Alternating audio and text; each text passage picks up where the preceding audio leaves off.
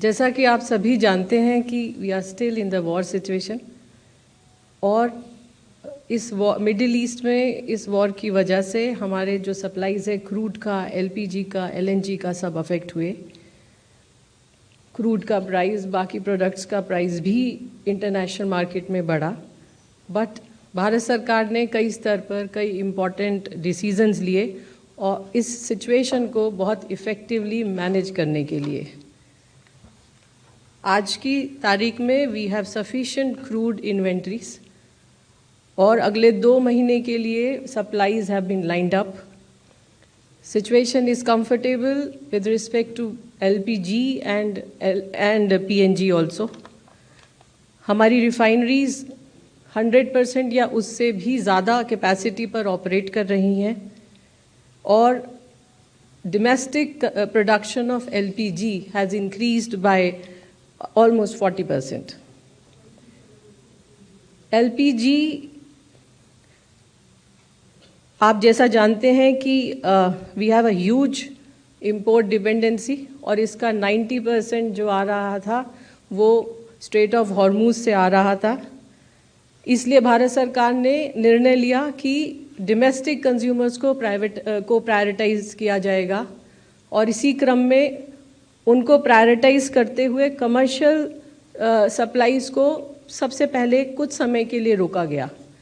उसके बाद बहुत कैलिब्रेटेड डिसीजन लेते हुए पहले 20% कमर्शियल सप्लाईज को रेस्टोर किया गया, उसके बाद 10% based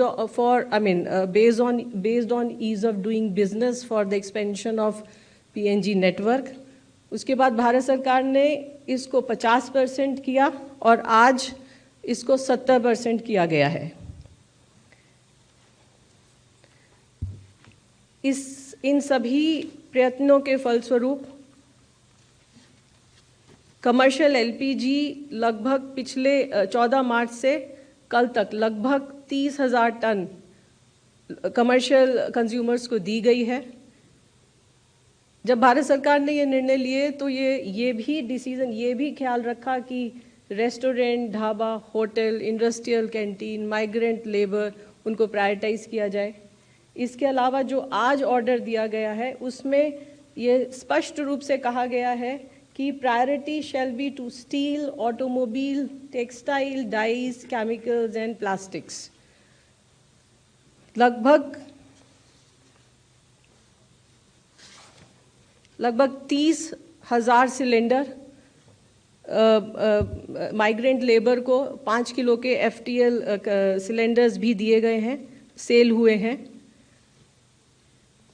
ये सब बताने का कारण ये है कि मैं ये दोबारा से स्पष्ट करना चाहती हूँ कि हमारे पास सफिशिएंट अमाउंट में क्रूड अवेलेबल है, पेट्रोल डीजल पर्याप्त मात्रा में उपलब्ध है, एलपीजी की सप्लाईज इंश्योर्ड हैं, एलएनजी की सप्लाईज इंश्योर्ड हैं, पीएनजी की सप्लाईज इंश्योर्ड हैं।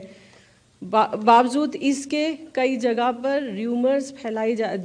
र्यूमर्स देखे गए हैं और उन र्यूमर्स की वजह से पेट्रोल पंप्स पर लंबी लंबी लाइनें भी देखी गई हैं।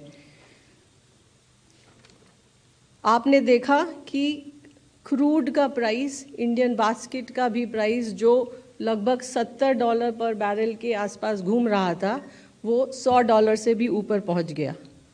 लेकिन इसके बावजूद भी भारत सरकार ने ये इंश्योर किया कि किसी भी प्रोडक्ट की कोई शॉर्टेज ना हो। हमारे आसपास के देश दुनिया भर में फ्यूल प्राइसेस इंक्रीज़ हुए हैं, लेकिन हमारे यहाँ पेट्रोल डीजल का कोई प्राइस इंक्रीज़ नहीं हुआ है। इसी क्रम में जैसा कि आपको अभी बताया गया है कि एक्साइज ड्यूटी रिडक्शन हुआ है। भारत सरकार के पास 2 ऑप्शन थे, या तो कंज्यूमर्स पे पास ऑन होता या सरकार खुद हिट लेती। तो यहाँ पर सरकार ने खुद हिट लिया है और ये इंश्योर किया है कि पेट्रोल और डीजल का प्राइस ना बढ़े। इस संबंध में मैं ये आपको बताना चाहूँगी कि अप्रैल 2022 से पेट्रोल और डीजल का प्राइस या तो कम हुआ है या वही रहा है, ये कभी इंक्रीज़ नहीं हुआ है। अप्रैल 2025 में जब 2 रुपये एक्साइज ड्यूटी बढ़ाई गई तब भी इसको कंज्यूमर को पास ऑन नहीं किया गया था। सो ये एक बहुत इम्पॉर्टेंट तथ्य है जो हमें ध्यान में रखना चाहिए।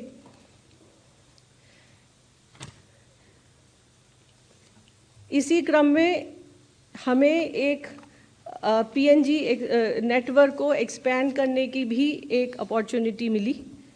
इस संबंध में डिफरेंट स्टेट गवर्नमेंट्स को, सेंट्रल मिनिस्ट्रीज़ को भी लिखा गया, सभी से सहयोग भी प्राप्त हुआ। मॉर्थ ने अपनी टाइमलाइन स्क्वीज़ की अप्रूवल के लिए, डीपीआईटी पैसों ने भी अपने टाइमलाइन स्क्वीज़ की अप्रूवल देने के लिए। इसी तरह स्टेट गवर्नमेंट्स ने भी ईज़ ऑफ डूइंग बिजनेस के अंतर्गत कई स्टेट गवर्नमेंट ने कई सारे ऑर्डर्स इशू किए। इन सभी प्रयासों के वजह से अब प्रतिदिन लगभग 10,000 से ज़्यादा पीएनजी कनेक्शंस कंज्यूमर्स को दिए जा रहे हैं। इस सिचुएशन को कंट्रोल करने के लिए, र्यूमर्स को कंट्रोल करने के लिए, ब्लैक मार्केटिंग को कंट्रोल करने के लिए, होर्डिंग को कंट्रोल करने के लिए स्टेट गवर्नमेंट्स का बहुत क्रूशियल रोल है और स्टेट गवर्नमेंट के सहयोग से इसको काफ़ी हद तक कंट्रोल करने की कोशिश भी की गई है। हर रोज़ रेड हो रही हैं, सिलेंडर सीज हो रहे हैं, एफआईआर भी बुक हुई है। अगर मैं आपको कल का डाटा बताऊं तो लगभग 3,000 रेड हुई हैं, 1,500 सिलेंडर सीज हुए हैं और अभी तक लगभग 710 एफआईआर रजिस्टर हो चुकी हैं। इसके अलावा हमारी ऑयल मार्केटिंग कंपनीज़ की जो टीम्स हैं वो भी एक्टिव हैं और वो भी सरप्राइज इंस्पेक्शन कर रही हैं। लगभग 350 डिस्ट्रीब्यूटर्स को शो कॉज नोटिस इशू किए गए हैं।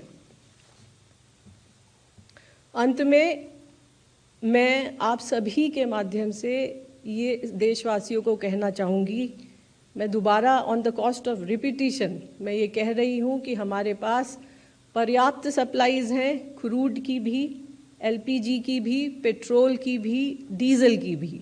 इसलिए कृपया किसी भी अफवाह पर विश्वास न करें, ज़रूरत होने पर परचेज़ करें और पेट्रोल पंप पर जो इतना भीड़ है उसकी कोई आवश्यकता नहीं है। धन्यवाद।